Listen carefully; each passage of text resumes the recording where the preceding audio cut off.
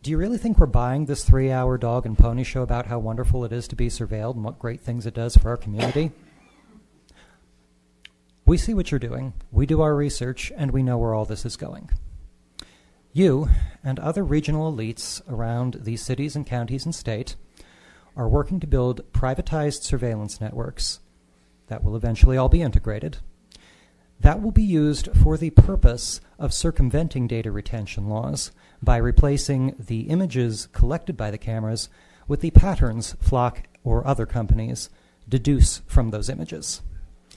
You will then proceed to use this data, first of all, to attempt to more effectively pressure and intimidate us, deploying cops wherever you like, just, well, because you can now, makes it much easier.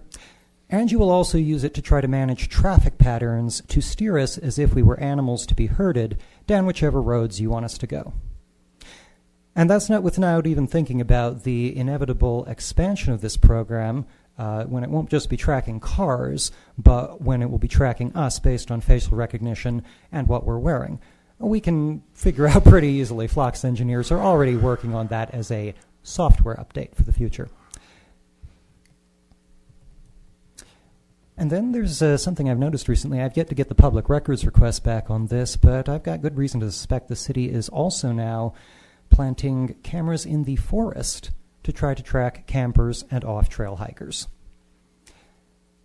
Suddenly the whole joke about birds aren't real seems like less and less of a joke and less funny.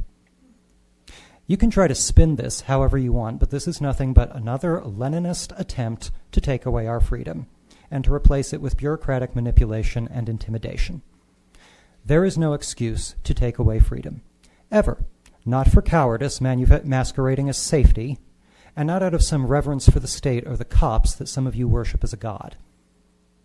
As Dwight Eisenhower said, to us Americans, liberty is more precious than good government.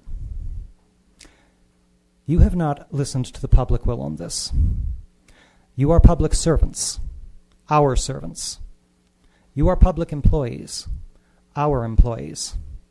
You are not, and never will be, our masters. And should you be confused on that, in 11 months we have a primary election coming up at which the majority of this council will be eligible to be kicked to the curb.